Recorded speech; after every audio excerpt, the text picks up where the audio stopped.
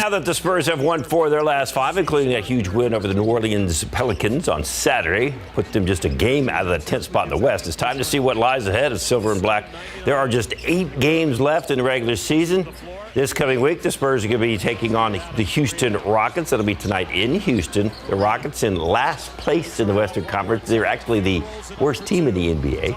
After tonight's game with the Rockets, the Spurs are going to host the second-place Memphis Grizzlies, a team they have lost 3 times to already by an average of 11 points. Then the Spurs should get some help by hosting back-to-back games against the Portland Trail Blazers. Remember, San Antonio defeated the Blazers on the road on Wednesday last week, 133-96. DeJounte Murray had a team-high 28. Keldon Johnson at 26, including 5 3-pointers. Coach Pop said Wednesday's win wasn't a fair fight concerning Portland has lost a lot of players. Nevertheless, at this point, to make the playoffs, you'll rack up those victories however and whenever you can get them. So it should be an exciting week. Tip-off against the Rockets tonight, set for 7 o'clock. Once again, that was in Houston.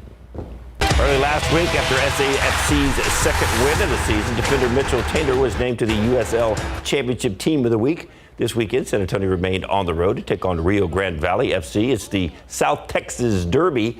SAFC strikes first, 34th minute. Elliot Collier all alone. Back of the net right there. Ooh, nice shot. 44th minute. RGV nets the equalizer. But the very next minute, David Leora somehow splits 2 defenders and spins his way past the goalie and scores for the road team.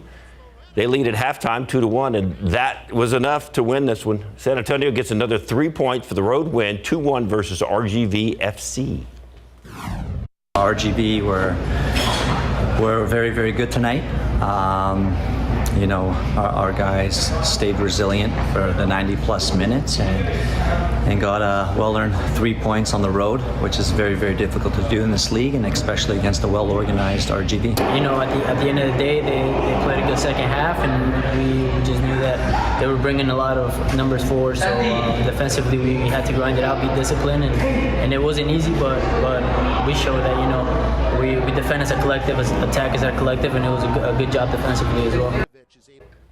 Last week, San Antonio FC also announced the return of Lamar Hunt U.S. Open Cup for the first time since the start of the pandemic.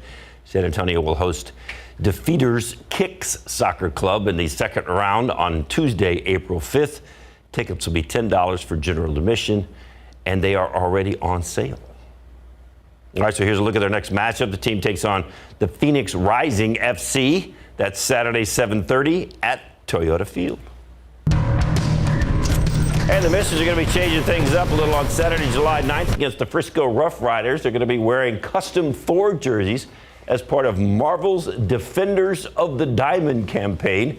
The jerseys are going to be auctioned off following the game, and the proceeds are going to go down to the Down Syndrome Association of South Texas. Fans also encouraged to dress as their favorite Marvel superhero for that game. So let's take a look at the jersey giveaways. There it is. Wow. That's cool. Yeah, that'll be a lot of fun. I can't wait to see what people will dress up. Oh, I hope they go all out, although it's in July, so hopefully something that's not too hot.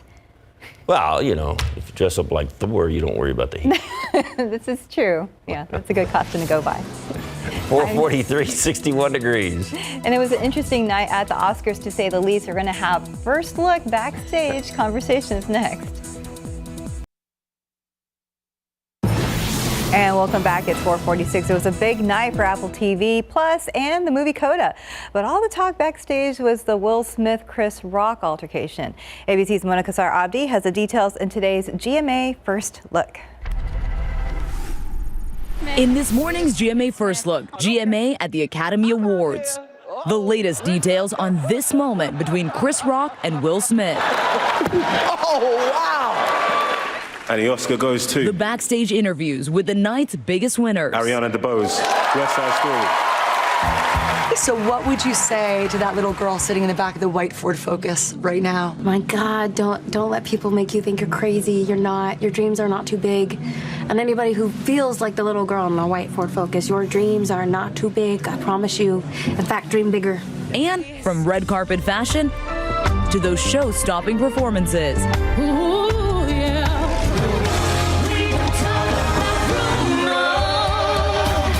We'll have all the behind-the-scenes secrets from the Oscars coming up at 7 a.m. With your GMA First Look, I'm Monica Sarabdi, ABC News, New York. Didn't Will Smith play Ali? Yeah. Yeah, okay. Yeah, you can see that there. Brought some of it to Chris Rock.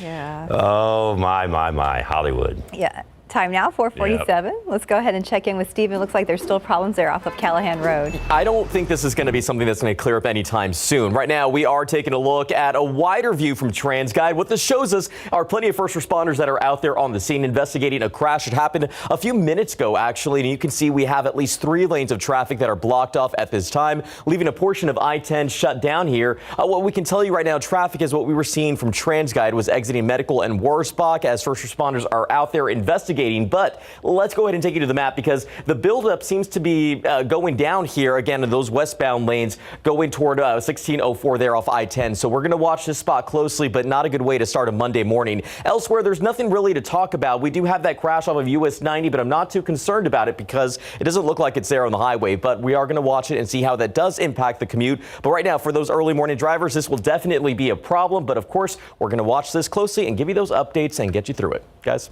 All right. Thank you, Stephen. And I guess a busy week for some firefighters. Yeah, got those wildfires out there, and there's nothing helping things out in the short term, maybe by, well, somewhat with the humidity coming up a little bit, but also with the rain chances. But this is not going to be, unfortunately, a big rain event. This is what it looks like from Woodlawn Lake, and you can see the smoke plumes out there to the west. Now, we do have some clouds hanging around here this morning. That has helped to keep temperatures up in the overnight hours, and also there is more humidity. This is something's wrong with the gauge out there at the airport. Dew points are well up into the 50s, so there is more humidity, which is helping out, but we'll still have wind around today, and so that's going to continue to keep that fire danger high. We do have some more moisture aloft in the atmosphere, so we will have some clouds out there, especially in the morning hours. Then we're going to be clearing out, so temperatures are going to stay pretty much steady all morning, right around mid-upper 50s, low 60s. Then we start to see some sunshine as the morning rolls on. We make it up into the low 70s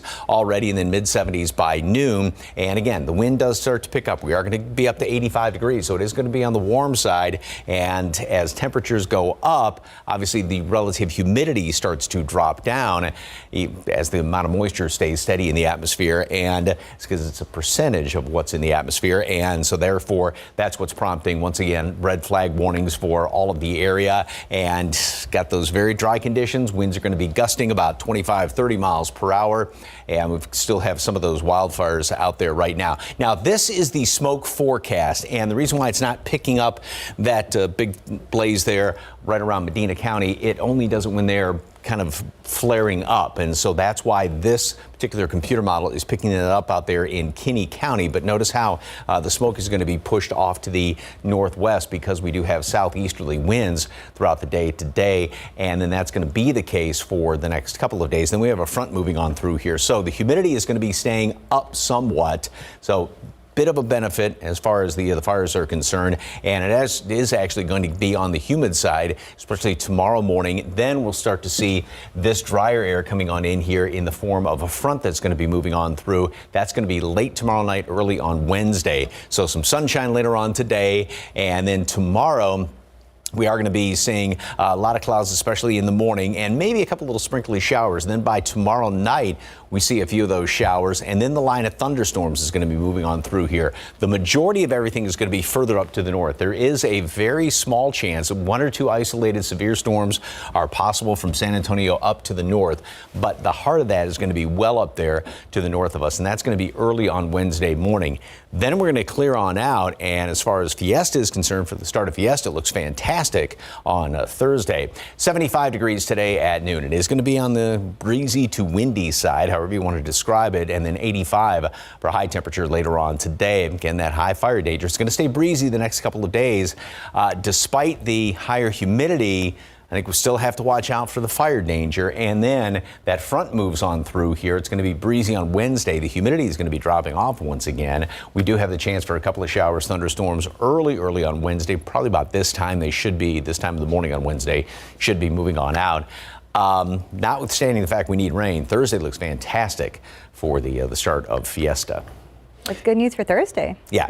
Fiesta Thursday night. That's right. Yep. Kick this thing off. And you're getting ready for the following Monday. The River Parade on Monday night. Yeah. We're getting this full-fledged Fiesta this year. Broadcasting Fiesta. Fiona and I have the honor of emceeing it once again on stage. Oh, that's awesome. Yeah, it's a blast. It'll be exciting.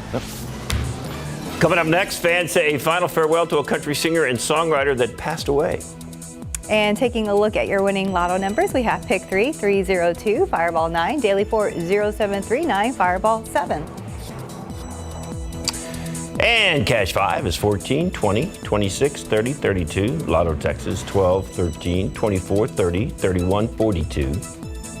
And Powerball 2, 10, 50, 59, 61. Powerball 6. Power Play is 3. Good luck. We'll be right back. A country singer and songwriter has passed away, and the Batman no longer in the top spot at the box office. For the latest on what's happening in Hollywood, here's ABC's Christopher Watson. The Lost City, starring Sandra Bullock and Channing Tatum, saw a better than expected opening weekend, earning an estimated $31 million at the box office. The action-packed romance adventure, which has been described as Romancing the Stone meets Raiders of the Lost Ark, helped draw women back to theaters. Men under 35 had been fueling the post-pandemic return to the box office, but roughly 60% of Friday's ticket buyers for The Lost City were female, with nearly half of them over 35. After 3 weeks in the top spot, The Batman fell to number 2. Warner Brothers' latest DC offering earned a respectable $20 million in its fourth weekend, bringing its domestic box office total to more than $331 million. Country singer and songwriter Jeff Carson died over the weekend, according to his publicist. Carson had 14 career singles on the Billboard charts, scoring hits with Not On Your Love and The Car before retiring from music to become a police officer. He died of a heart attack at a hospital in Tennessee. Carson was 58. And happy birthday to Lady Gaga. The singer, songwriter, and actress is celebrating her 36th birthday. And actor and comedian Vince Vaughn turns 52. And that's what's happening in Hollywood. I'm Christopher Watson, ABC News. 457, 61 degrees. And still ahead on GMSA, President Biden continues to react to the war in Ukraine. Plus, PlayStation is getting a brand new subscription service. We've got more about that coming up in Tech Bites. And a quick look at the roads with TransGuide. There's a look there at I-35 and Division. We see a little bit of flashing lights, I believe. We'll be checking in with Stephen Cavazos very soon. Live from KSAT 12. Good Morning San Antonio starts right now. And making news this hour, wildfires continue to be a problem for the area, firefighters especially in outlying counties. I'm ABC's M. Wynn in Washington. Negotiations resume between Ukraine and Russia today. What compromise Ukrainian President Zelensky is proposing to end the war. Coming up. And taking a look outside with live cam, we're starting off a little humid this morning, but Mike said earlier, maybe that's not such a bad thing today.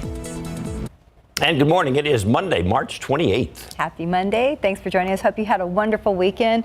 The weather was nice, but a little tough for some firefighters out there. Yeah, it's getting warm and it's getting dry. Hopefully we can get some changes coming. Well, we were starting to see some more humidity around here, as we were talking about. So that helps out. Now, despite that, we still have high fire danger today, and a lot of that's basically because of the wind. 63 degrees right now, and as you can see in this picture, we do have some clouds out there. Now, the humidity and the dew point temperatures, I apologize, there is something wrong with the sensor out there at the airport. So those numbers are not correct. These are automatically generated. I'm going to show you the actual numbers coming up here in a second. We're going to make it up to 85 degrees later on this afternoon. And as far as the aquifer, it did on yesterday's reading drop down 0.3 of a foot, and the allergens looks like we're now starting to get into the oak season.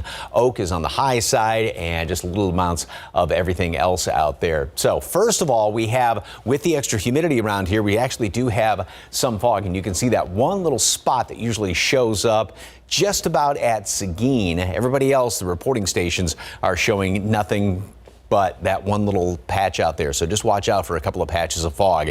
Dew point temperatures and therefore the relative humidity. So take away the 28 there, just forget about that one. But notice how everything's up in the basically mid and mid upper 50s, some low 60s around the area. So yes, more humidity around.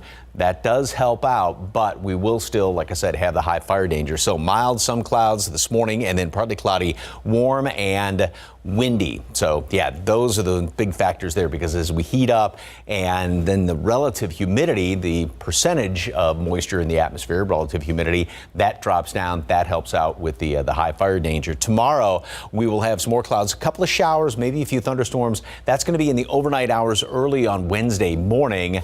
Hopefully get some out to the west, especially. This is not going to be a huge rain event, but at least there is some rain. And then after that, we could use more rain. That notwithstanding, lots of sunshine, and the humidity is going to be dropping down, and it looks very nice, at least for the start of Fiesta. And as far as the fire danger, we do have red flag warnings go into effect at 10 o'clock this morning up until 8 o'clock this evening. We're going to see some winds gusting about 25 to 30 miles per hour. So don't do any outdoor burning, please, please, because as a lot of folks are seeing all the smoke from that fire there in Medina County. All right, more on the weekend forecast coming up in just a couple of minutes. Traffic Authority, Stephen Cavazos, got some problems out there, right? Yeah, more flashing lights as well right here, Mike. US 90 at 36. Getting a closer look. TransGuide showing us what appears to be a first responder assisting maybe a stranded motorist. Not clear. Nothing's popped up yet on their website, but we're not seeing this cause any issues. However, I did notice that there are a few pedestrians out there, first responders, that are working to help this driver out, and you can see them right there conversing there along the busy highway. So make sure that you are driving carefully. You see those flashing lights, move over or slow down. Again, that is a law, and that is a great reminder for anybody that sees those first responders out there. Let's go ahead and take you to the map, because we did have a problem right here off of I-10 westbound at Callahan Road earlier in the morning. And this led to a portion of I-10 to be shut down for a little while, but looks like that has opened up, and you can see that it's not causing any problems for any of those early morning commuters. Let's go ahead and get that bird's eye view of the metro area at 5:04. No other problems to report just now. And of course, no problems coming into San Antonio from any of these communities. I-10 eastbound Bernie to downtown, 25 minutes at this hour. 28 if you're traveling in from 281 southbound and Bulverde. 26 on 35 southbound traveling from New Braunfels. So no delays there. We're going to watch this closely. We'll find out what's going on and give you those updates coming up a little bit later on. David? Thanks, Stephen. New this morning, San Antonio police say a man waiting for his flat tire to be fixed is in critical condition after he was shot late last night. It happened just before midnight in the 300 block of South W.W. White on the city's east side. SAPD says the man and woman were waiting on roadside assistance when another man in a vehicle pulled up, got out, and shot the man in the chest and shoulder. The suspect got back in the vehicle and then got away. Firefighters in that area were able to witness the incident, and the man was able to get help and was taken to the hospital. The woman not hurt. Investigators are now trying to figure out a motive. Medina County wildfire west of San Antonio is still burning, with more than 1,000 acres scorched so far. In response, Governor Greg Abbott has issued a disaster declaration. At this point, 3 homes have been destroyed, 40 more are in danger, and 119 homes are without power. 5 aircrafts were in Medina County on Sunday, including 4 Blackhawks dropping water from above. 6 bulldozers are helping with the ground response, as well as 200 firefighters. San Antonio Fire sent 5 brush trucks. In total, 19 agencies are helping here. At this point, we know it's about 50% contained. Philip Kyle lives in the High Mountain Ranch subdivision, and Medina County deputies had to rescue his elderly father-in-law on Saturday. 2 of them carried him out. It was amazing. And then they relayed to me that the water drops were going on top of them to keep the fire, because the fire was like 75 feet or 100 feet away, something like that. It was coming. Fire danger remains high throughout the week because of forecasted high winds. An evacuation center has been set up at Our Lady of Guadalupe Catholic Church in Helotes. And more wildfires burning in our area. There are now 2 wildfires in Kerr County. It's just east of the town of Mountain Home. So far, the Forest Service says flames have spread to 100 acres. Crews have it 90% contained. The other fire continues to burn between Comfort and Centerpoint, which has burned about 160 acres. The Forest Service now lists the fire as 95% contained. Meanwhile, about 5,500 acres are now scorched from what's being called the West Nueces Fire. This is east of Rockettville. The Forest Service says this wildfire is 0% contained. Overseas, as Russia continues to launch attacks against Ukraine, the two countries are set to meet again today in Turkey. ABC's M1 has the latest from Washington. This morning, peace talks are set to resume between Ukraine and Russia. Ukrainian President Zelensky now offering a compromise to end the war. In a new interview with independent Russian journalists, Zelensky says Ukraine is prepared to discuss adopting a neutral status and not join NATO, and Ukraine would keep its non-nuclear status as long as it gets security guarantees from other countries. In return, Zelensky ruled out trying to recapture the territory in eastern Ukraine that's been held by Russian-backed forces since 2014. Across Ukraine, new victories. Ukraine claiming they've retaken several villages and towns in the north and east. But in war-torn Mariupol, thousands remain trapped. Zelensky growing frustrated, saying he needs more weapons, asking for 1% of NATO's arsenal. This as Russian cruise missiles hit a fuel depot in Lviv, near the border with Poland. Not far from there, President Biden this weekend in Warsaw warning Vladimir Putin. Don't even think about moving on one single inch of NATO territory. We have sacred obligation to defend each and every inch of NATO territory with the full force of our collective power. During that same speech, the president also saying this about Putin. For God's sake, this man cannot remain in power. Secretary of State Blinken quickly walking back Biden's words. We do not have a strategy of regime change in Russia or anywhere else for that matter. This week, President Zelensky is appealing to more countries for additional humanitarian and military aid. And he says he believes Russia is trying to split the country in half, like North and South Korea. M. ABC News, Washington. Time now, it's 5:09 and 62 degrees for now. Still coming up, details about Sony's new video game subscription service for the PlayStation. And also up next, it's a lot of what people are talking about this morning. Will Smith's slap heard around the world. We're going to have an Oscar recap. And outside with live cam, once again, it's going to be another warm and humid day today. Hopefully that'll help some of those fires out west. And then things are going to be changing again, but it looks good for Fiesta.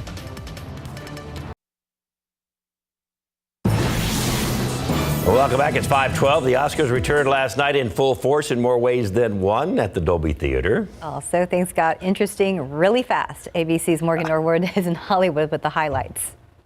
For the 94th Academy Awards. The Academy Awards making a triumphant return to Dolby Theater. For the first time in 3 years, the Oscars had hosts. And as promised, the all-female trio, Wanda Sykes, Regina Hall, and Amy Schumer, didn't hold back. Beyonce kicking off the Oscars with the performance of King Richard's Be Alive. It feels so good to be alive. And what started as a joke. Jada, I love you. G.I. Jane 2, can't wait to see it. Ended in a moment that shocked the Dolby Theater. Will Smith slapping Chris Rock in the face after he made fun of Jada Pinkett Smith's hair loss. Wow! Later in the show, Will Smith returned to the stage to accept Best Actor for King Richard. In an emotional speech, he paid tribute to Richard Williams and issued an apology to the Academy, but he did not mention Chris Rock. I want to apologize to the Academy. Hope the Academy invites me back. Thank you. The Oscars ending on a high note with the award for Best Picture going to Coda. Okay, Coda. And Coda making history as the first streaming movie to win Best Picture. That's just one of the many firsts during Hollywood's biggest night. Morgan Norwood, ABC News, Hollywood. They will be talking about the Oscars for a long time, days and weeks and months to come. Yes. And it'll have nothing to do with who won what. Yes.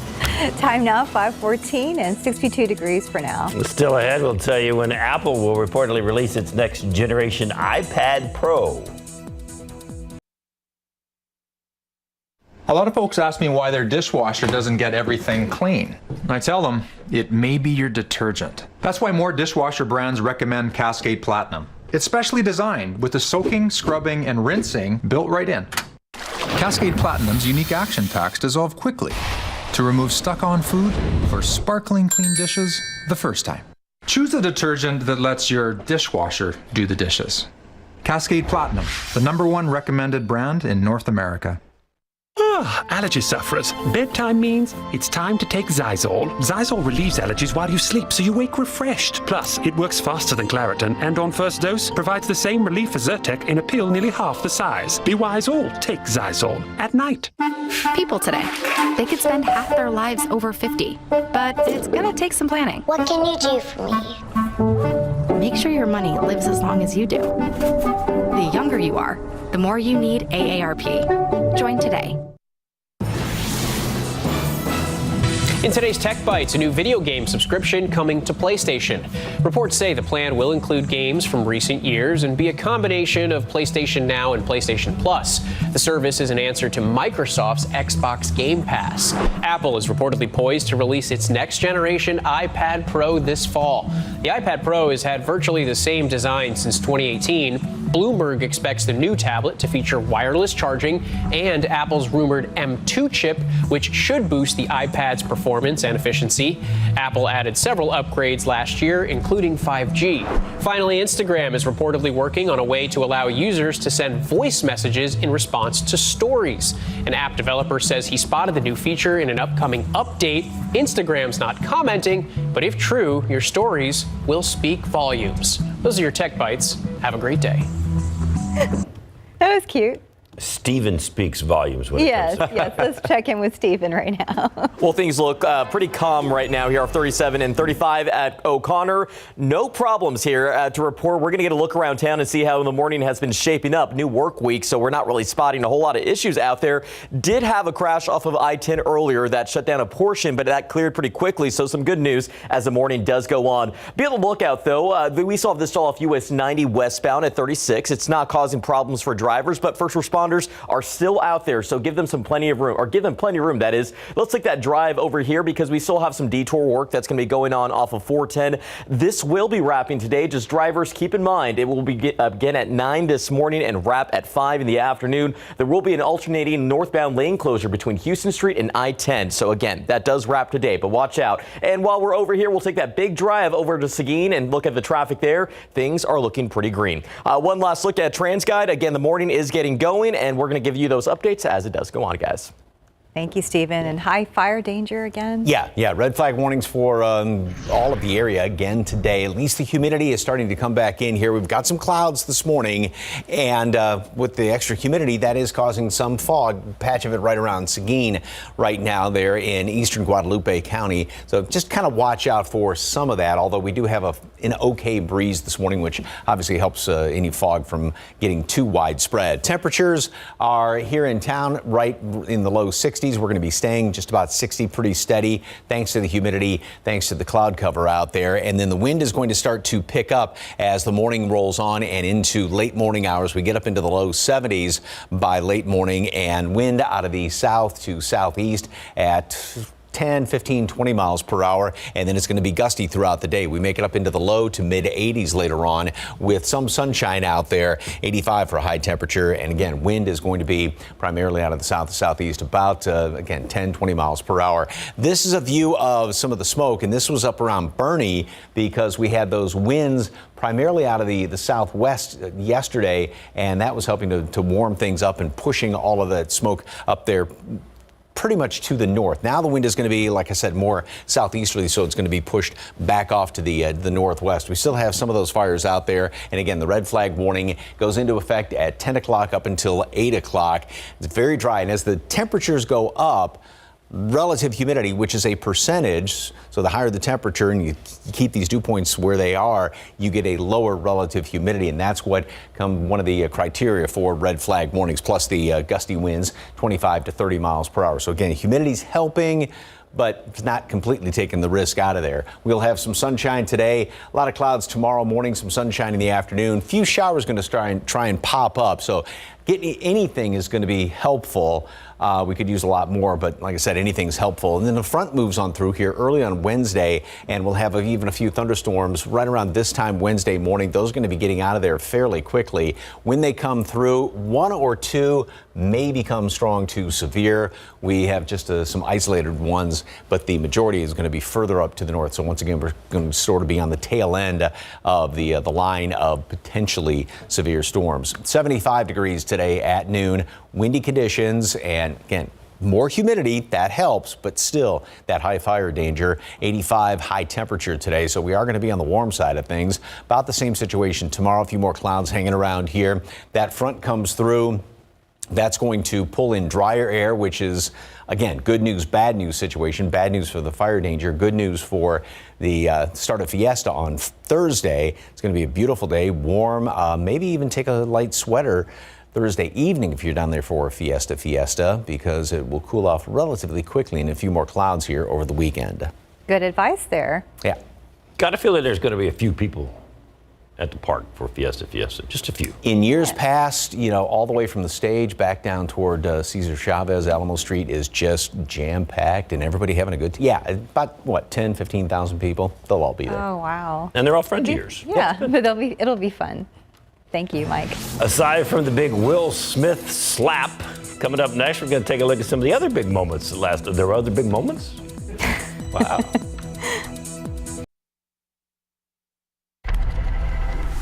The 94th Academy Awards are in the books. There were no big surprises. Well, maybe one, in terms of who took home trophies, probably. That's right, but the evening's most memorable moment had nothing to do with an award. CNN's David Daniel has the highlights from Hollywood's biggest night. I'm out here. Richard.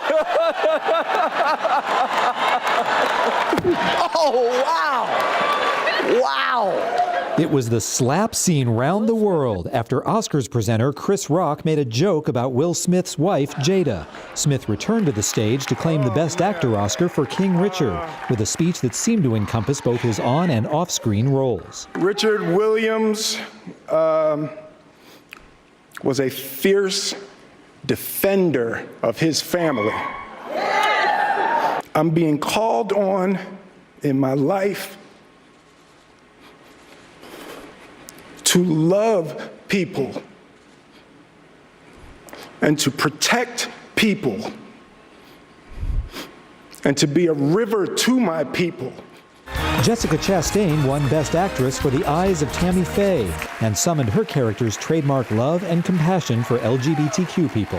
For any of you out there who do, in fact, feel hopeless or alone, I just want you to know that you are unconditionally loved for the uniqueness that is you. Several winners made Oscar history, including Troy Kotsur, named Best Supporting Actor for his role in Coda. This is dedicated to the deaf community, the CODA community, and the disabled community. This is our moment. Billie Eilish is the first Oscar winner born in the 21st century, winning Best Original Song. And Jane Campion became the third woman and the second in 2 years to win Best Director. In Hollywood, I'm David Daniel. A lot to remember from last night. Yes, there is. 528, 62 degrees. And still ahead on GMSA, peace talks between Ukraine and Russia resume today. What's Ukraine's president demanding from Russia in order to bring an end to the conflict? Plus, if you are planning on getting fit for the summer, now's the time to start what you can do right now to accomplish your goals. And we all love our furry friends. However, being a pet owner these days can be kind of expensive. Ahead on GMSA at 6, some ways you can bring down your pet payments.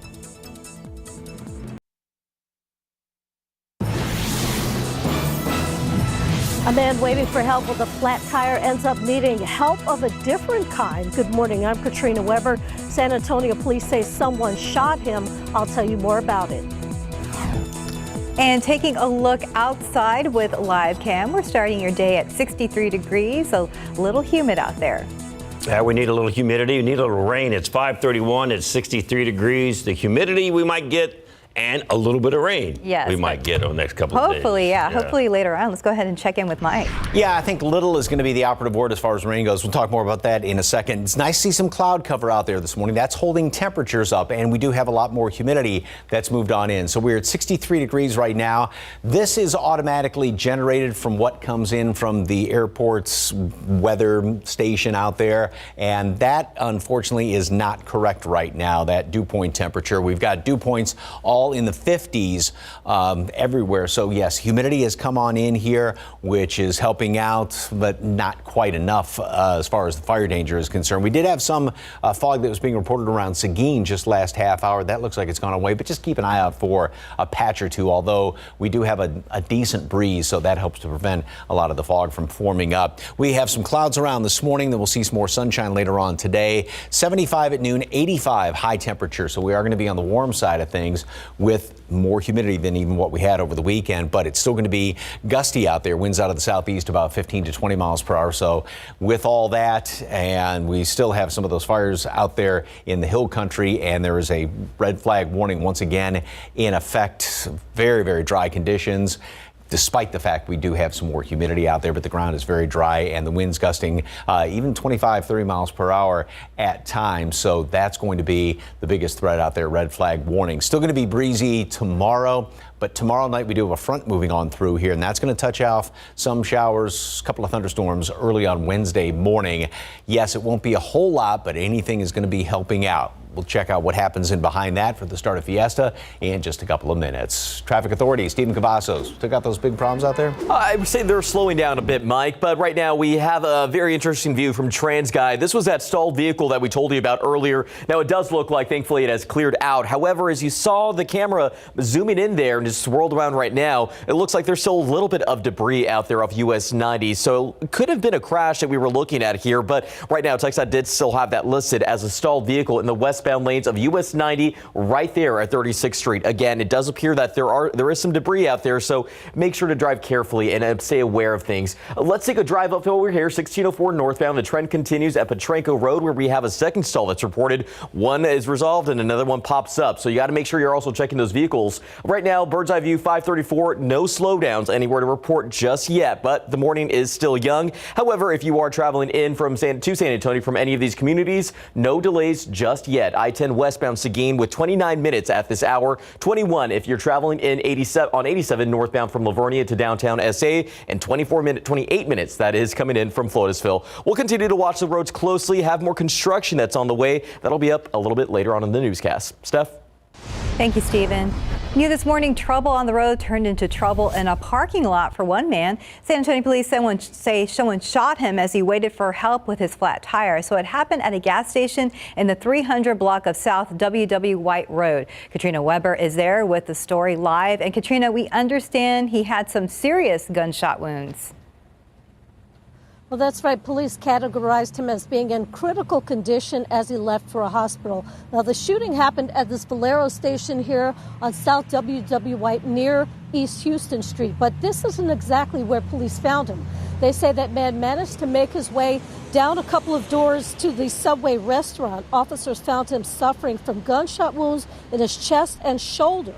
There happened to be a fire truck stopped at the light when this happened after 11:30 last night. Police say the fire crews witnessed the whole thing. They tell us that the victim was with a woman waiting for roadside assistance with a flat tire. When a car pulled up, someone got out and shot the man. The shooter then got back into his car and drove off. Now, the victim and the woman did manage to drive a couple of doors down again to the Subway restaurant where they got help. Police say the woman was not hurt, and they're not sure at this point yet why that man was shot. Reporting live on the east side, Katrina Weber, KSAT 12 News. Thank you, Katrina. Peace talks between Russia and Ukraine set to resume as early as today. Some say it's Russian citizens who have the real power to stop the war. As CNN's Amy Kiley reports, the problem is many of them don't know what's really going on. Turkey says it's hosting talks between Ukraine and Russia this week, but some say the people who could end the war might not be at the negotiating table. Putin's jeopardy are the Russian people. They're already in the streets. There'll be millions more as they find out what is going on. That last part is the problem. Russian President Vladimir Putin is making it hard for his people to learn the truth about what's going on in Ukraine. I never watch Russian television because it's just too hard to see how they lie to their own people. I have my own family members back in Russia who believe that there is no civilians targeted by the Russian military. Here's the Ukrainian president speaking to independent Russian journalists Sunday. We won't sit down at the table at all if all we talk about is some demilitarization or some denazification. For me, these are absolutely incomprehensible things. He told the journalists about the horrors in the besieged city of Mariupol. A humanitarian catastrophe inside the city is unequivocal because it is impossible to go there with food, medicine and water. The Russian military is shelling humanitarian convoys. Ukraine says it's still hard to get people out of the city, despite new humanitarian corridors for civilians. Now, at the end of the day, the regime in Russia will be determined by the Russian people. And I hope the Russian people will make those decisions going forward. It will be a decision by Ukraine and Russia on how this ultimately ends. I'm Amy Kiley reporting. Back here in the States, the Biden administration expected to unveil a new minimum income tax for billionaires later today. According to the White House, the plan is part of President Biden's budget proposal for fiscal year 2023. The billionaire minimum income tax would require households with more than $100 million to pay a rate of at least 20% on their full income. Supporters say it would make sure that the wealthiest Americans no longer pay a tax rate lower than teachers and firefighters. Sources say the additional revenue could help fund green energy programs and lower the cost of prescription drugs ahead of the midterm elections. The Food and Drug Administration could authorize COVID-19 booster shots for Americans over 50 years old as soon as tomorrow. However, the fourth shot likely to be only offered and not formally recommended. It comes as infection rates tick up in the Northeast due to the Omicron subvariant. Overseas this morning, now China is imposing a new lockdown in Shanghai, a financial center home to 26 million people as the city faces a surge in COVID cases. It's the biggest citywide lockdown since the pandemic began. In Oregon, 4 people killed after a driver crashed into an encampment of homeless people. Authorities in Salem say the crash happened early Sunday. 2 people died at the scene. 2 others were taken to the hospital where they later died. Police say the driver of the vehicle was also taken by ambulance to the hospital. No word on the extent of the driver's injuries or if any charges have been filed. Time now, 5:39 and 63 degrees for now. Still coming up, some of the top things you can do right now to make sure you get in fit shape for the summer months. Also next, how a group of San Antonio economic leaders will soon be advocating for our city in the nation's capital. And outside with live cam once again, if you're just waking up, a little humid this morning, 63 degrees already. Humidity going to stick around for a little bit anyway, so get ready for that. Mike Hayes, you got your forecast coming up. You're watching Good Morning San Antonio.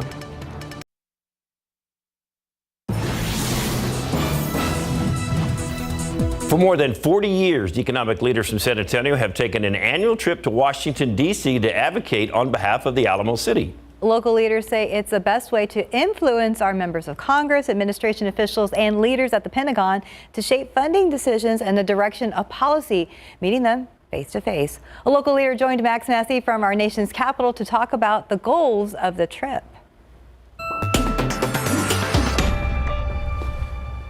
Richard Perez, the president and CEO of the San Antonio Chamber of Commerce, joined us live. We talked about a lot. We talked about the goals for the trip, talking to lawmakers and policy shapers, specifically talking about our military men and women and talking about local transportation. For roads, as we know, potholes and streets are one of the biggest issues in San Antonio, and then parks. And so we want to focus a lot of time, effort, and energy on those projects that we already have in the hopper, show the federal government, and then make those dollars go that much further.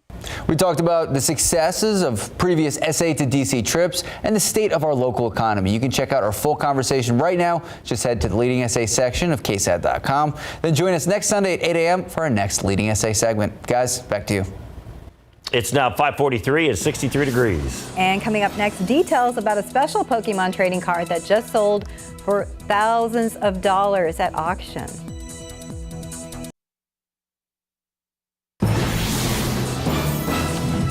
In your morning consumer headlines, maybe time to look through the attic or maybe back of one of your closets. Those old Pokemon trading cards could be worth some money. A rare 1999 Pokemon First Edition Charizard card just went for $420,000 at auction. Now everybody's headed to the closet in the attic.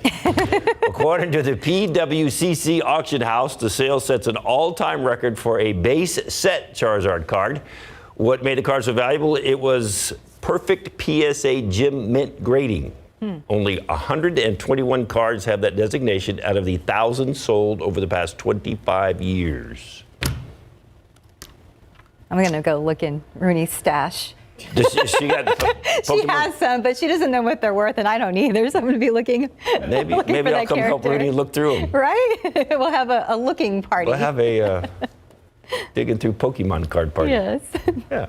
In less than 3 months, it'll be the official start of summer. Less than how much? 3 months? Yeah, it's going to be here. Well, our temperatures, San Antonio is kind of here already. But if you're hoping to get fit before that time, a dietitian says there are simple ways to lose weight without the fad diets. CNN's Mandy Gaither has more on what to do right now to reach your goals.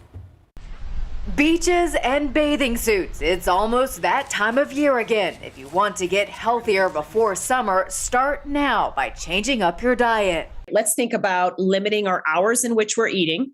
Let's think about eating more fiber, more plants, less hyperpalatable foods, less processed foods. Kristen Kirkpatrick, a registered dietitian with Cleveland Clinic, says fad diets aren't the way to go. There's no way to stick to them over the long haul. Instead, try intermittent fasting. You'll only eat during a certain time frame, such as between 10 a.m. and 6 p.m. She says other diets that work, the Mediterranean diet, which includes healthy foods like whole grains, fruits, veggies, and seafood, as well as the DASH diet, rich in veggies, fruits, whole grains, low-fat or fat-free dairy products, fish, poultry, beans, and nuts. You can also cut back on calories by listening to your body. Am I hungry right now, or am I looking to feed emotion? Am I just dehydrated? So really taking the time from a mindfulness perspective of, am I feeling true hunger? But I'm going to eat until I no longer feel that hunger, which means eating slow, chewing more, taking out distractions, and being able to stop before I feel that feeling of fullness. Kirkpatrick says not to focus on a timeline for weight loss. Instead, celebrate milestones along the way. For Health Minute, I'm Mandy Gaither. All right, we've had a few problems on the roads this morning. Let's hopefully some of it's cleared up by now. I hope so for Monday. Let's go ahead and check back with Stephen Cavazos. Yeah, it's been a busy start to the week here, but of course we are going to give you those updates as the morning does go on.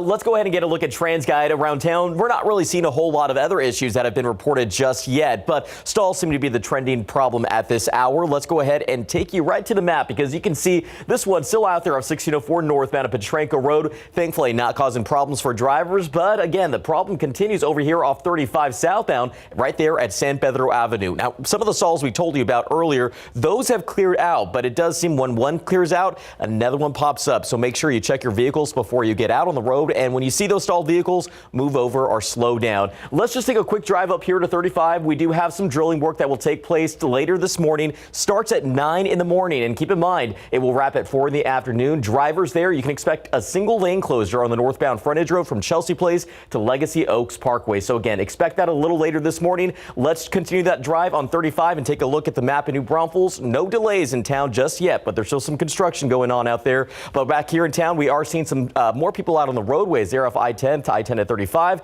We'll continue to watch roads and give you those updates. Guys. Thank you, Stephen. And we have to be careful again for those dry conditions. And yeah, it's been all week last week and then pretty much all week this week. We're going to have high fire danger. Now, we do have red flag warnings again today. You know, yesterday and over the weekend, obviously the big fire was there in Medina County because a lot of folks then up to the north there were seeing all of the smoke. But then there were a lot of other fires. This is a brush fire between Lytle and Somerset down there in the southwest side of Bexar County. So you just definitely have to watch it. Red flag warnings remain in effect. They are still issued and go into effect at 10 o'clock this morning up until 8 o'clock this evening. Gusty winds about 25, 30 miles per hour, and of course dry conditions. Now, the ground remains obviously very, very dry. We are getting some more humidity in here, which helps out a little bit, but not obviously enough. So temperatures are very mild this morning thanks to the cloud cover, thanks to the higher humidity. We are in the low 60s right now, some mid 50s, and pretty much where you are going to be staying basically steady for the next couple of hours. And then once the sun comes out, we will start to warm up, getting into the low 70s, low to mid 70s late morning, and by noon 75 degrees. But the wind then starts to pick up obviously at 10 o'clock when that red flag warning goes into effect, and it's going to be windy all day long. We are going to go up into the low to mid 80s for a high temperature. And as temperatures obviously warm up, and you have, it's like taking the same amount of water right now in a glass and then putting it in a bigger glass, relative humidities drop down, and that's why red flag warnings go into effect later on today. We are going to be staying somewhat on the humid side today as well as tomorrow, which, yes, is good news for that. Then we have a front moving on through here, and humidity is going to be dropping off. So good news, bad news. Good news, it's going to be very comfortable Wednesday, Thursday for the start of Fiesta, and humidity will start to work its way back in here. But then bad news as far as the fire danger is concerned. We do have also a chance for some rain when that front moves on through here. Some sunshine today, then clouds starting off tomorrow. Couple little sprinkly showers possible tomorrow evening, and then especially late tomorrow night, early Wednesday morning as the front starts to work through. We're going to have a line of showers, even a couple of thunderstorms that are going to be moving on through here, and that'll be just about this time on Wednesday morning, and then that's going to move out fairly quickly, and pretty much by the end of the morning commute should be on out of here. As it comes through, some of those storms could be on the stronger side. There is the chance for a couple of isolated, potentially severe storms, northern half of our viewing area. However, the majority of any strong to potentially severe storms is going to be much further up there to the north. Today, we've got some clouds around this morning. They'll start to break up as the morning rolls on, and wind's going to start to pick up late this morning. So 75 degrees at noon, and add 10 to that, 85 high temperature. Definitely on the warm side and windy. Relative humidities drop off in the hill country, hence the red flag warning all around the area, of course, today. And wouldn't be surprised if even tomorrow, even though we will have more humidity, and same thing Wednesday because of the lesser humidity, chance of rain early on Wednesday. And of course, yes, for the start of Fiesta, it looks great Thursday. A few more clouds around here this weekend. I'm glad it'll be good for Fiesta. Right. Thank you, Mike. Let's take a break and check in with some lottery numbers as we head to commercial. Pick three. Good. 3, 0. You want to do that?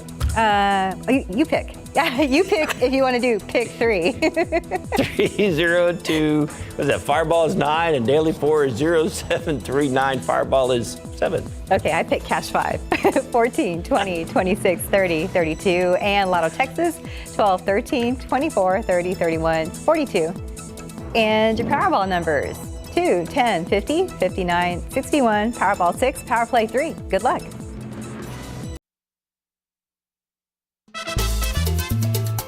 We are just days away from fireworks, chicken on a stick, and Fiesta medals. This year, the Fiesta parades are making a comeback. If you'd like some more information on how you can celebrate Fiesta with us, just scan the QR code there on your screen, and you can get tickets to exclusive viewing parties at the Flambeau Parade and the Battle of Flowers Parade. It's going to be a fun time. You want to join us. It is a big week for our San Antonio Spurs as well. It all starts tonight in Houston against the Rockets. We've got a preview coming up in the next half hour. We're going to have all the details on overnight shooting on the east side of town. One person in the hospital with life-threatening injuries. We'll tell you how it all unfolded. Plus, Stephen's going to be back with a look at your traffic. We've had a few accidents this morning, so he'll let you in on where these accidents took place and what traffic looks like at the moment. Mike Goes to Hayes has got your forecast coming up. We'll see you in just a couple of minutes. It's on Good Morning San Antonio, 6 o'clock hour coming up. A man is in the hospital with life-threatening injuries after he was shot at a gas station overnight. We're going to have the latest just ahead. I'm ABC's M. Wynn in Washington. Negotiations resume between Ukraine and Russia today. What compromise Ukrainian President Zelensky is proposing to end the war. Coming up.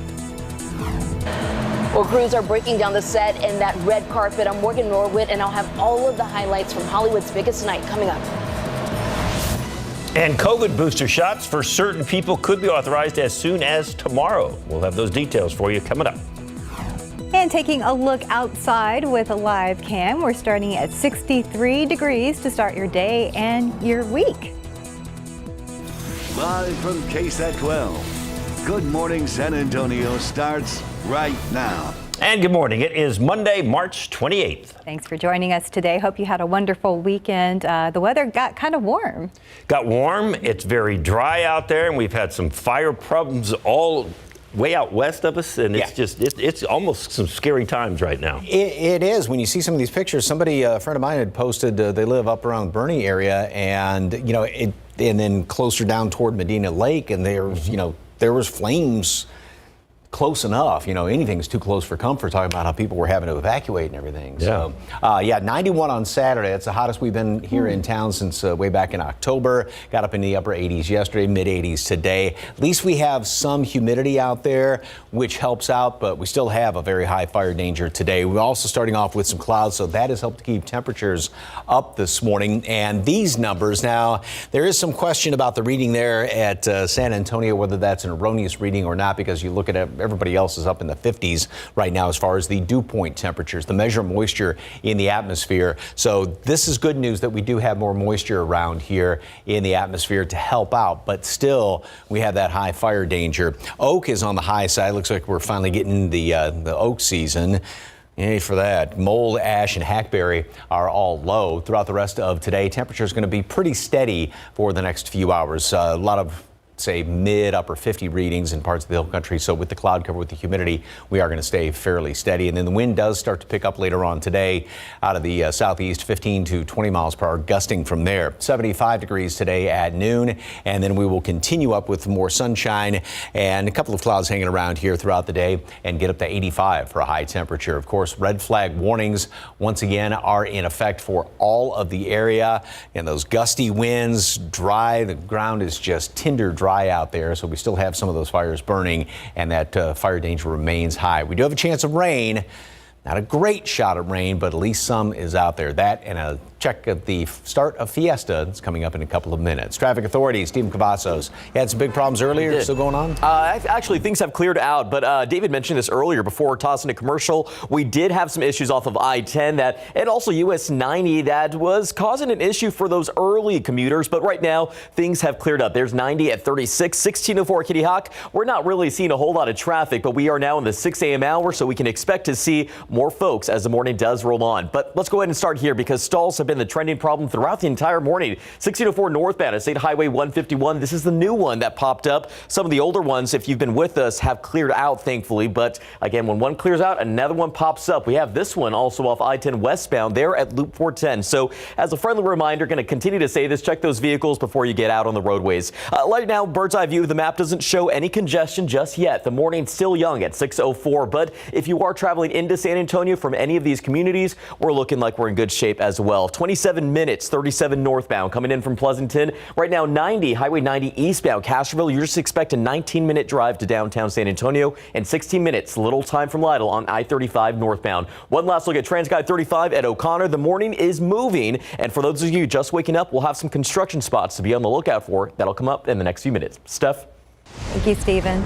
New this morning, a man's in the hospital fighting for his life following a shooting at an East Side gas station. This happened around 11:30 last night at a Valero on South W.W. White Road, not far from East Houston Street. And that's where police say a man and woman were waiting for roadside assistance for a flat tire when all of a sudden a vehicle pulled up and someone inside shot the man in the chest and shoulder. The shooter then got back in his car and sped away. The victim was taken to the hospital in critical condition. The woman was not hurt, and right now police are still trying to figure out if the victim and suspect know each other. Some of the top stories we're following this morning: a woman is dead and a man is in critical condition after a shooting at a northeast side apartment complex. Police tell us they're looking for multiple suspects. This all unfolding last night at the Judson Meadow apartment complex. While our crews were there, they did see at least 3 men handcuffed and put in the back of police units. Both victims are believed to be in their late teens or early 20s. We'll bring you more updates on this story as new information becomes available. The Medina County wildfire west of San Antonio still burning this morning with more than 1,000 acres scorched so far. Governor Greg Abbott issuing a disaster declaration. At this point, we know it's about 50% contained. Crews say at least 3 homes have been destroyed, 40 more are in danger, and 119 homes are without power. Several aircrafts and ground vehicles were in Medina County Sunday, helping to contain those flames, along with hundreds of firefighters. Now, Philip Kyle lives in the High Mountain Ranch subdivision, one of the areas deemed unsafe. Kyle's home is still standing. Medina County deputies had to rescue his elderly father-in-law on Saturday. 2 of them carried him out. It was amazing. And then they relayed to me that the water drops were going on top of them to keep the fire, because the fire was like 75 feet or 100 feet away, something like that. It was coming. Fire danger remains high throughout the week because of the forecasted high winds. An evacuation center has been set up at Our Lady of Guadalupe Catholic Church in Helotes. And as Russia continues to launch attacks against Ukraine, the 2 countries are set to meet again today in Turkey. Ukrainian President Zelensky now laying out a potential new path to peace. This comes as President Biden takes aim at Vladimir Putin during a speech in Poland over the weekend. ABC's N1 has the latest from Washington. Good morning. Negotiations resume today as the humanitarian crisis mounts in neighboring countries. About 3.8 million people have already fled Ukraine, with about half to Poland. This morning, peace talks are set to resume between Ukraine and Russia. Ukrainian President Zelensky now offering a compromise to end the war. In a new interview with independent Russian journalists, Zelensky says Ukraine is prepared to discuss adopting a neutral status. Across Ukraine, new victories. Ukraine claiming they've retaken several villages and towns in the north and east. But in war-torn Mariupol, thousands remain trapped. This as Russian cruise missiles hit a fuel depot in Lviv, near the border with Poland. Not far from there, President Biden this weekend in Warsaw warning Vladimir Putin. Don't even think about moving on 1 single inch of NATO territory. This week, President Zelensky is appealing to more countries for additional humanitarian and military aid. And he says he believes Russia is trying to split the country in half, like North and South Korea. M. ABC News, Washington. In your morning consumer headlines, another wave of disruptions caused by Russia's invasion of Ukraine are now hitting the oil markets. Since deals for oil are usually made a few weeks before it is shipped, the deals for Russian oil that stopped when the war started are now being felt. UBS estimates that shipments of around 2 million barrels a day have already been affected. And car makers that don't meet federal fuel efficiency requirements are now facing higher fines. Reuters says federal officials have reinstated the fines after the Trump administration delayed them. And anyone looking to things like wind or solar energy to ease the bite of recent oil price spikes will have to wait or pay more. The Wall Street Journal says Russia's invasion of Ukraine has increased demand, but supply chains were already tight because of the pandemic. A new video game subscription coming to PlayStation. Reports say the plan will include games from recent years and be a combination of PlayStation Now and PlayStation Plus. The service is an answer to Microsoft's Xbox Game Pass. Apple is reportedly poised to release its next generation iPad Pro this fall. The iPad Pro has had virtually the same design since 2018. Now, Bloomberg expects the new tablet to feature wireless charging and Apple's rumored M2 chip, which should boost the iPad's performance and efficiency. Apple added several upgrades last year, including 5G. Instagram is reportedly working on a way to allow users to send voice messages in response to stories. An app developer says he spotted the new feature in an upcoming update. Instagram's not commenting right now. Oh, it is Fiesta time in San Antonio, and you know what that means. Yay! Fiesta medals. That's right. There's one happening today, so just stay tuned for later in this newscast so we can tell you where you can find your Fiesta medal. The big giveaway. Yeah, we're not going to tell you now. So turn up if you're getting ready and you can't keep your eye on the TV, turn it up real loud. Yes, and we will tell you vocally. And if you wake up the kids, don't worry about it. They'll be all right. They're like, we don't want to hear about Fiesta medals. It's too early for the kids. They want one though. Well, that's true. 6:10, 63 degrees. Everyone is talking about tense moments at the 94th Academy Awards last night. We're going to have a recap coming up a little later on GMSA. And the latest on coronavirus booster shots for people the age of 50 and older. Another round for them could be getting approved within a matter of hours. And taking a look outside with a live cam, we're starting your Monday morning at 63 degrees. Not as cold, but we are expecting some wind again today. We'll be right back.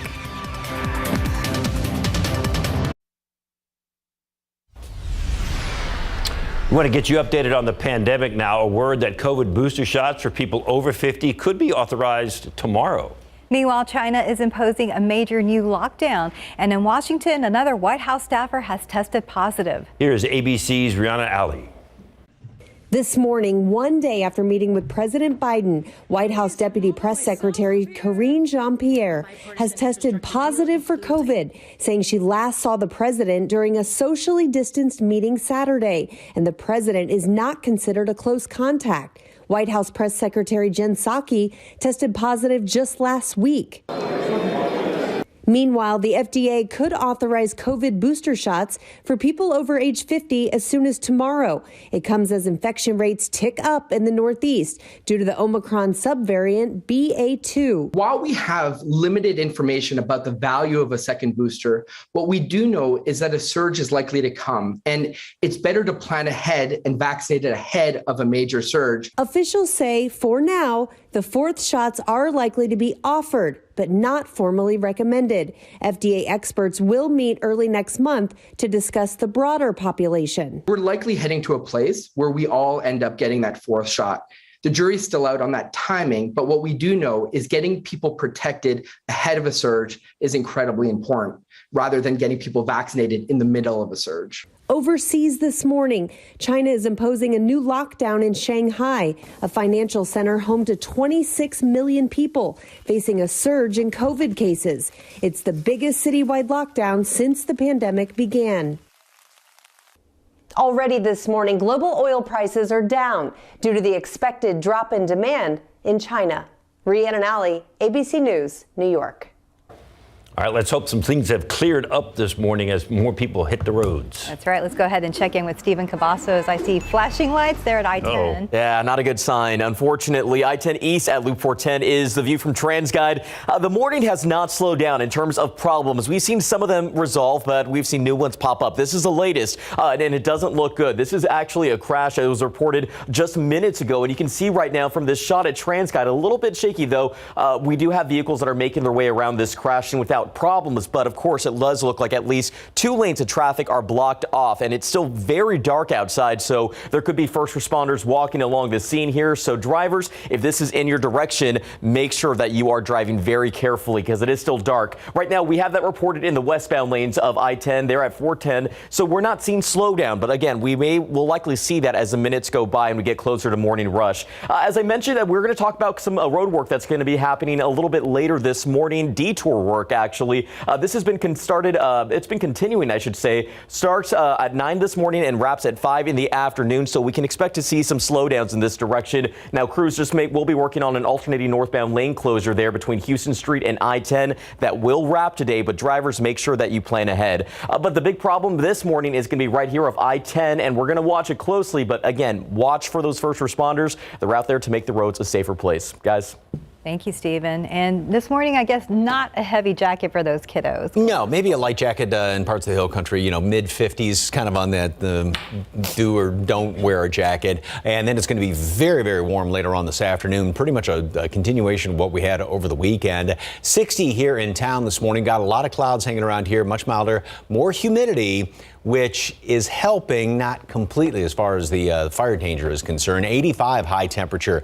We are going to have partly cloudy skies and yes, some more humidity around here, but I think that's being trumped by the fact that we do have some gusty winds out of the southeast at about 15, 20 miles per hour, gusting on top of that. There's some of that smoke that was evident over the weekend, and it was from the Medina fire heading up in toward Canyon Lake even. And yes, prayers for all the folks affected by that. And the red flag warning remains issued. It goes into effect at 10 o'clock this morning up until 8 o'clock tonight. Again, because the wind is going to pick up, despite the fact, yes, we do have some more humidity. That helps, but not enough.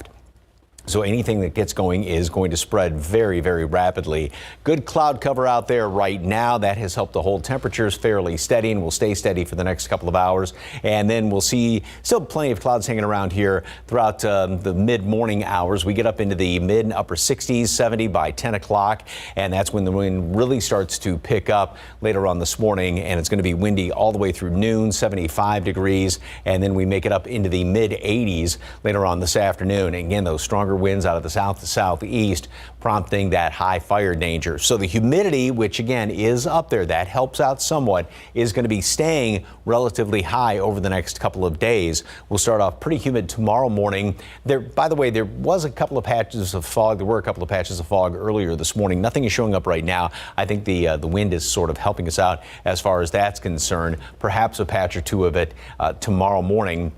Then we stay fairly humid throughout the day tomorrow. But here comes that drier air. That's going to be moving its way on in here on Wednesday with the front that moves through. So we will have some sunshine this afternoon, more clouds tomorrow morning, and then a couple of rain chances here or there are going to be possible by the evening hours tomorrow. Then that front moves on through here, and that's going to touch off a couple of showers, a couple of thunderstorms in the wee hours Wednesday morning. Most of it's going to be in the commute time and then getting on out of here by the end of the morning commute. And in behind it then we'll have much drier air. As that front moves through, it may touch off one or two potentially severe storms. San Antonio up to the north, just an isolated severe storm. High winds and hail would be the biggest threat with that, and that's going to be again early on Wednesday morning. So today, 75 degrees at noon.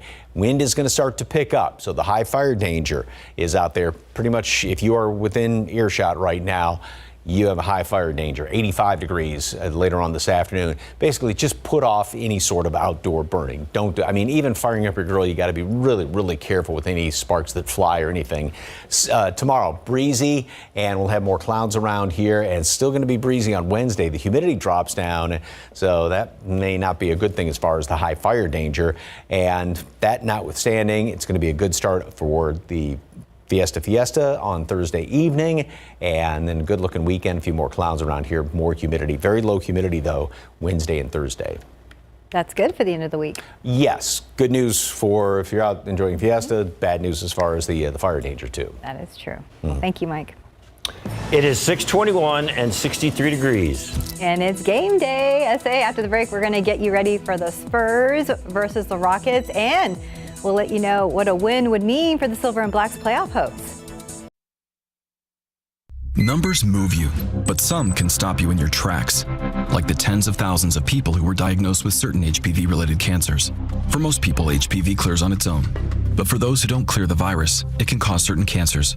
Gardasil 9 is a vaccine given to adults through age 45 that can help protect against certain diseases caused by HPV, including cervical, vaginal, vulvar, anal, and certain head and neck cancers, such as throat and back of mouth cancers and genital warts. Gardasil 9 doesn't protect everyone and does not treat cancer or HPV infection. Your doctor may recommend screening for certain HPV-related cancers. Women still need routine cervical cancer screenings. You shouldn't get Gardasil 9 if you've had an allergic reaction to the vaccine, its ingredients, or are allergic to yeast. Tell your doctor if you have a weakened immune system, are pregnant, or plan to be. The most common side effects include injection site reactions, headache, fever, nausea, dizziness, tiredness, diarrhea, abdominal pain, and sore throat. Fainting can also happen. Help protect what counts. Talk to your doctor or pharmacist about Gardasil 9. Oh, it is a big week for the San Antonio Spurs. Silver and Black have won 4 of their last 5 games, so they are still much in the playoff hunt, especially after that big win over New Orleans on Saturday. They'll be in Houston tonight to take on the Rockets. That one starts at 7 o'clock, and then they'll be back home to take on Memphis. By the way, the Rockets are the worst team in the league, the absolute worst. They're horrible. Well, that's but good then news. It's the Grizzlies on Wednesday here at home, and then they also play the Blazers. Remember last week they just beat up on the Blazers. Right. They got a back-to-back at home. Both of these games are at home. So but here's the weird thing. The Spurs are now in the 11th spot. Guess who's in the 10th spot? Well, you told me. I told you. So I'd be cheating. The Lakers are now in the 10th spot, so the Spurs could actually knock the Lakers out of playoffs. That's crazy. How much fun would that be? That would be a lot of fun. Because the Lakers lost to the Pelicans last night. So the Pelicans are in the 9th spot. The Lakers are in the 10th spot, just one game ahead of the Spurs. And the Lakers have a tough schedule. Yeah. I just looked there. Yeah, they got a tougher schedule than the Spurs. So Okay, well, this will be a lot of fun. 8 Spurs. games left. Yeah. Let's come down. All right. Some fun. Go Spurs, go. Yes. 625, 63 degrees. I knew you'd like all that. Yes, thank you, David. And much more ahead in our next half hour of GMSA, including some pro tips for making your furry friends more affordable. And we'll also have the latest on an overnight shooting on the city's east side that we know sent one man to the hospital. We'll have an update on his condition. And it's that time again. Yay! We're going to reveal it? We are going to talk about it. Oh, not yet. Man, you guys, I'm like, we're teasing ourselves. How long do I have to wait for this? So later in the newscast, we're going to be giving out the location for our Fiesta medal giveaway. And there they are. The producer goes, not yet. Not yet. Not yet. Oh, hold on. We'll be right back. San Antonio police say a man went from having car trouble to a health crisis. Good morning, I'm Katrina Weber. They say someone shot him at this gas station as he waited for help with a flat tire. I'll tell you more about it. Uh-oh, Richard! Oh, wow! Wow! And a big night for Apple TV Plus and Coda. However, all the Oscars talk this morning is about the Will Smith-Chris Rock confrontation. We're going to have more. I don't think there's much of a Chris Rock confrontation. More just Will Smith. Wow. Oh, my goodness. That was something else. All right, we're taking a live look outside with Live Cam. It is 63 degrees. It's cloudy, and there's some humidity in the air. Michael Osterhage has got all the details for us coming in just a second. Good morning. It is Monday, March 28th. Happy Monday. Thanks for joining us. And normally we don't like to hear about humidity, but today it might be a good thing. We need some. Mm-hmm. It is helping, and we're referring to the high fire danger, which there is still a very high fire danger out there because it's going to be windy. That seems to be the one that sets the precedent as far as the red flag warnings. But yeah, higher humidity is helping, or it's better than nothing. It's better than the dry air out there, I guess I can say. We do have a lot of clouds around right now, and that has helped to hold temperatures up. So we are on the warm side of things, 63 right now. This may be a bit in question whether the dew point's actually at 32 degrees out there at the airport, because all the surrounding areas have dew points well up in the mid 50s right now. So that may be an erroneous reading, and that's been something been questioning out there at the airport site ever since yesterday. But we do have more humidity in place right now, and again, that helps out as far as the fire danger. Oak is on the high side. It looks like we're finally into the heart of that season, and we do have a red flag warning. So despite some higher humidity, it's the wind that's really seems to be the determining factor here. Very dry, gusting 25-30 miles per hour, and of course the ground is just tinder dry out there. We still have some of those wildfires that are burning out in portions of the hill country, specifically Medina County, and then one out further even into Kinney County. Mild and lots of clouds around this morning, and then we are going to have partly cloudy skies. It is going to be warm, and it is going to be windy with high temperatures getting up into the mid 80s later on today. Tomorrow, we are going to be seeing starting off about like today, and then a couple of showers late tomorrow and a few thunderstorms. And that's going to be primarily then overnight into the early morning hours into Wednesday. Then after that, now this is not good for the fire danger with the dry air coming in, but we're going to have very low humidity to come in here throughout the day on Wednesday, Thursday. So for the start of Fiesta, that's going to be very, very comfortable, and then it will try to return going on into the weekend as far as the humidity is concerned. More details on that coming up in just a couple of minutes. Traffic Authority and Stephen Cavazos, you had the big problems earlier. Still the same, Mike. Unfortunately, I-10 East at Loop 410, we have not seen resolution just yet, but we do have first responders that are working to get this crash scene cleared up before we start to see traffic really get busy. But we can see right now these vehicles are not having any trouble navigating through that direction. But of course, watch out for those first responders. We know that they're out there. We know that they're out there on the scene working to clear this up. So we got to make sure we take it slow out on the roads. Right now, that crash being picked up in the westbound lanes of I-10. They're right near 410. We're not seeing delays just yet. However, if you are planning on heading down I-10 on those westbound lanes and you want to avoid all of that, quick detour, just exit Vance Jackson in those westbound lanes and you can get on a 410 that way without any trouble. But of course, it's unclear how long it's going to take to clear this out, but we're going to watch it closely closely. Let's get that bird's eye view of the map. 633. We do have a few stalls that are popping up along 35 and 410. We'll check that out and find out how it impacts the drive time. But speaking of drive times, we have these inbound times and how long it's going to take you to get to San Antonio. 281 in Bulverde, 29 minutes at this hour. So we are seeing a slight slowdown there. Coming in from Livonia, also 24 minutes. But everywhere else looks like we're in good shape. However, not looking too good here off of I-10. We're going to watch it closely. Have more updates coming up in the next few minutes. David, Stephanie. Thank you, Stephen. San Antonio police say things went from bad to worse for a man on the east side. They say he was just waiting for help because of car trouble when someone shot him. Katrina Weber is live where it happened on South WW White Road near East Houston. And Katrina, do police know why he was shot? Well, that's one of the questions they're still working to answer. Police say they're trying to find out whether the shooter and victim may have known each other. Now, although the shooting happened at a gas station, police actually found the man a few doors down at a Subway restaurant. They say he and a woman who was with him went there to get help. He told officers they were at the gas station around 11:30 last night waiting for roadside assistance for a flat tire when a car pulled up. He says a man got out, shot him, then got back into the car and drove off. The victim was hit in his chest and shoulder, and police say he was in critical condition as he left for a hospital. They say the woman who was with him was not hurt. Now, they say that the police tell us that there happened to be a fire crew that was stopped at the traffic light, and they witnessed the whole thing. But police still have not found the shooter. Reporting live on the east side, Katrina Weber, KSAT 12 News. Katrina, the Medina County wildfire west of San Antonio still burning this morning with more than 1,000 acres scorched so far. Governor Greg Abbott issuing a disaster declaration.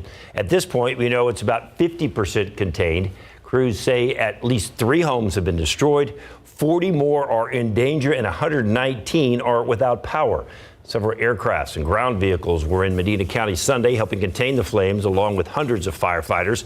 Fire danger remains high throughout the week because of forecasted high winds. An evacuation center has been set up at Our Lady of Guadalupe Catholic Church in Helotes. More wildfires are in our area right now. There are 2 wildfires in Kirk County. Texas A&M Forest Service calling the latest one the Crooked Creek Fire. So it's just east of the town of Mountain Home, and crews have it 90% contained. So far, the Forest Service says flames have spread over 100 acres. The other fire continues to burn between Comfort and Center Point, which was burned 160 acres. The Forest Service now lists the fire as 95% contained, up from 80%. There's an even larger wildfire burning out west, 5,500 acres now scorched from what's being called the West Nueces fire. This is north of Bracketville. The Forest Service says this fire is 0% contained. An update now to a story we first brought you on GMSA. We now know the name of a man who was shot and killed over the weekend. 27-year-old DeAnthony Maurice Dixon was found dead on Saturday morning in his SUV on I-35 North and Pine Street with several gunshot wounds. Now, police say his vehicle had multiple bullet holes through the doors and windows. Officers are still looking for a suspect. This morning, Ukrainian forces are seeking to roll back Russian gains as Moscow shifts to focus to controlling a part of the country's south and east. At the same time, Ukrainian President Zelensky is pushing the West to provide his army with the heavier weapons it needs to fight the better armed Russian military. President Biden visited Warsaw this weekend. The president called Russia's leader a butcher and appeared to call for his ousting. A White House official later walked back those Biden remarks, which wasn't part of his planned speech. The Food and Drug Administration could authorize COVID-19 booster shots for Americans over 50 years old as soon as tomorrow. However, the 4th shot likely to be only offered and not formally recommended. It comes as infection rates tick up in the Northeast due to the Omicron subvariant. Overseas this morning, China is imposing a new lockdown in Shanghai, a financial center home to 26 million people, as the city faces a surge in COVID cases. It is the biggest citywide lockdown since the pandemic began. And it was an Oscar ceremony no one will soon forget. Actor Will Smith just walked up on stage last night and popped comedian Chris Rock.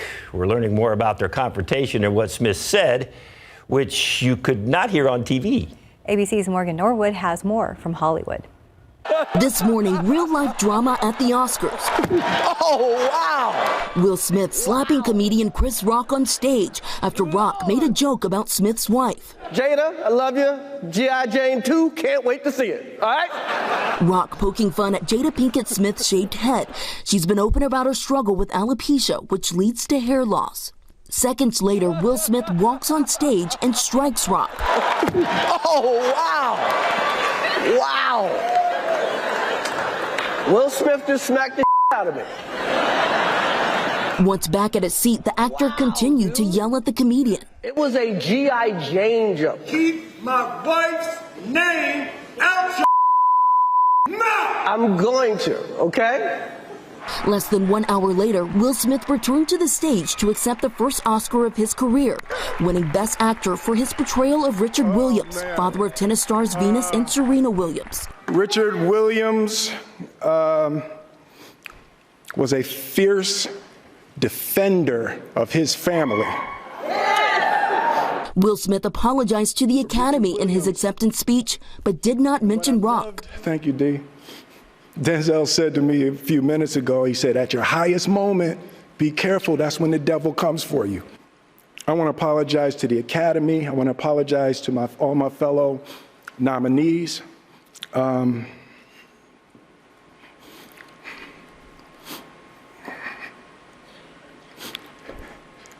This is a beautiful moment. This morning, the LAPD says it's aware of the incident, but no charges have been filed because the individual involved has declined to file a police report. Morgan Norwood, ABC News, Hollywood. Time now, 6:40 and 63 degrees for now. We all love our furry friends, but being a pet owner these days can be costly. After the break, some ways you can bring down your pet payments. And also, after the break, we're going to tell you when and where our Fiesta medal giveaway is happening this morning. The suspense is killing me. I know. They won't even tell us. I know.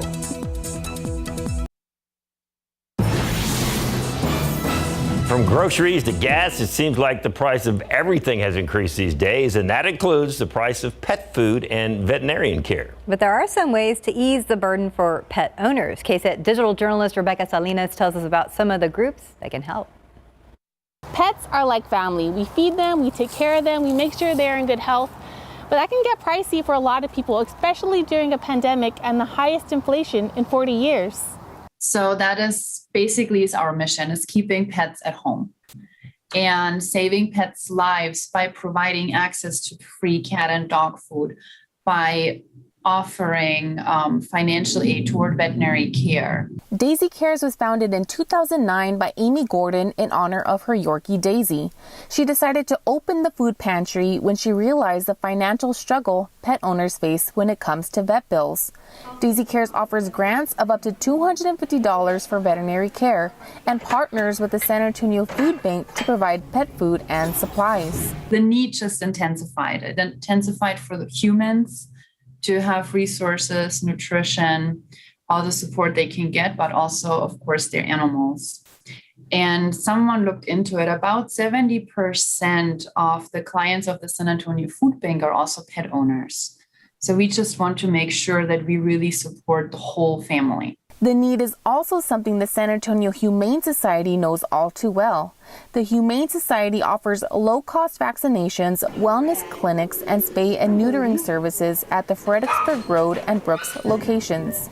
Sign-ups for spaying and neutering services open up on the 25th of every month. We recommend that people go online early because probably within the first 5 to 10 minutes, it fills up, but it is very, very popular. Animal Care Services and the Animal Defense League have partnered up to offer low-cost vaccinations in underserved communities. To learn more about all of these programs, including how to sign up, visit KSAT.com. Rebecca Salinas and Ollie, KSAT 12 News. All right, thank you, Rebecca. And here we go. Fiesta. Here we go. Yes, we are super excited because we find out too.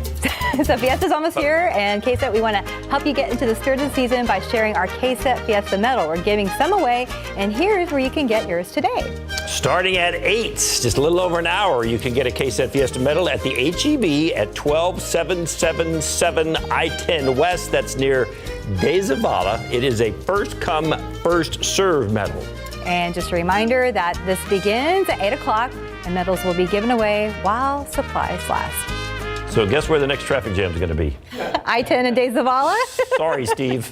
Let's check in with Stephen Cavazos. Well, listen, that's nothing to celebrate, those traffic jams and those congestions. But of course, the big problem right now, guys, is going to be right here. I-10 East at Loop 410 is a view from TransGuide. If you are just waking up with us, this is a crash that was reported earlier this morning. And what we're looking at are more vehicles getting out on the roadways. Now, this is a pretty tricky situation because we do have first responders that are out there working to investigate that crash scene. But as you can see, they are surrounded by those vehicles. So you got to make sure if you travel through those westbound lanes of I-10, you are driving very carefully and stay alert. Right now, we're going to take you to the map. I-10 westbound at Loop 410. We're not seeing a slowdown just yet. But as I mentioned, if you are traveling westbound and want to avoid that area, exit Vance Jackson early and you'll hit Loop 410 without any problems. Travel a little bit further up and you can get on to Callahan and get back onto I-10 that way. But again, not seeing a slowdown, but we could see that change in the next few minutes. Taking a drive over here, I-35 northbound at Loop 410. We do have a stalled vehicle out there that's causing some slowdown, but nothing too bad. One more drive over here off State Highway 151 westbound at Callahan Road, a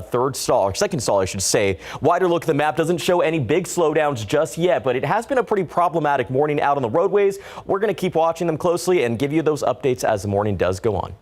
All right, sounds good. We will stay tuned. A lot of problems back there.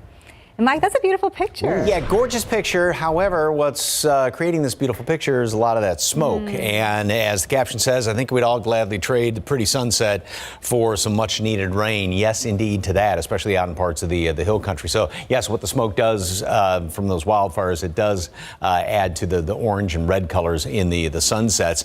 No really good sunrise this morning. As you can see, we got a lot of clouds hanging around here. And temperatures, we're in the low 60s right now, dropped down a degree or two, but for the most part, we're going to be staying steady. You got 50s in a lot of places, mid-upper 50s. And then plenty of clouds this morning. We'll start to see a bit more sunshine as the morning rolls on, make it up into the low to mid 70s late morning and by noon. And the wind really starts to pick up later on this morning as well. So that's what is going to be prompting, even though we do have some higher humidity. So that helps out as far as the fire danger is concerned.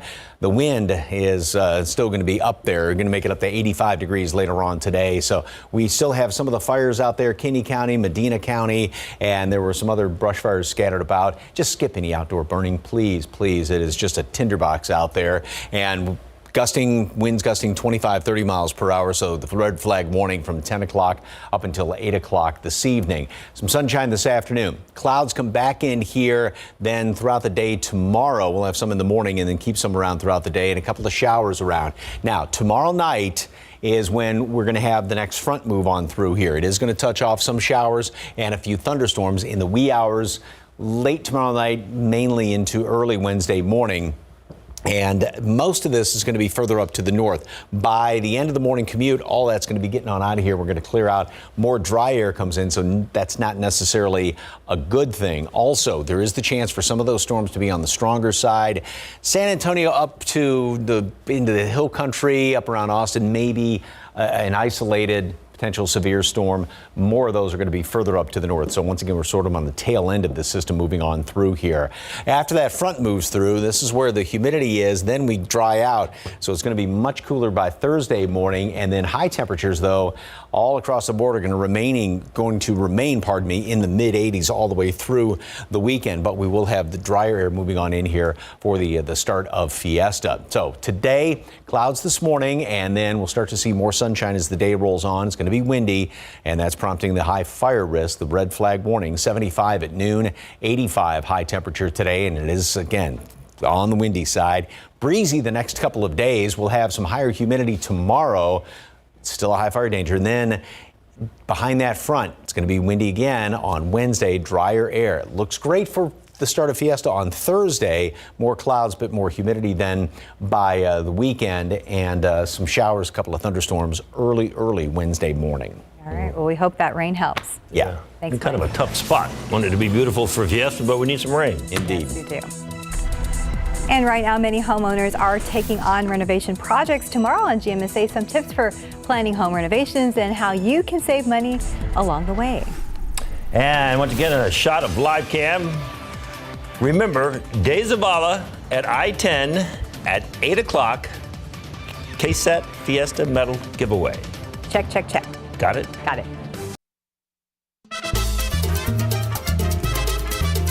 So in case you missed it earlier, here's the location of today's Fiesta medal giveaway. So starting at 8 a.m., you can get a KSAT Fiesta medal at the HEB at 12,777 I-10 West. Now that's near De Zavala Road. So medals will be given away while supplies last. Line up 8 early. o'clock, right? Right, 8 All o'clock. So 5 minutes. Got some time. Yeah, we we need to definitely work early. Yeah, definitely have time. But right now, drivers want to make sure they're planning ahead, especially if they travel through I-10 east at Loop 410. One last look at TransGuide does show a pretty serious crashing that hasn't caused slowdowns just yet. But keep in mind, well, actually, now we're starting to see that now that we're seeing more folks out there along 410, I-10. We're going to watch it closely throughout the morning, so make sure you drive carefully. Also, watch out for this stall off I-35 northbound at Loop 410. Plenty of clouds this morning, and we'll see more sunshine later on today. Temperatures are much milder than where we've been the past few mornings. Low 60s, low to mid 60s on average. And we do have more humidity. That reading there at the airport, I think, is an erroneous reading. Everybody else is well up into the 50s for dew point temperatures. So more moisture out there, which is good news. 75 at noon, 85 for a high temperature today. Very gusty, though. And once again, despite the fact we do have some more humidity, we still have some of those wildfires out there and a red flag warning today. We'll be careful. Thank you for joining us today. We'll see you back here for GMSA at 9. GMA is next.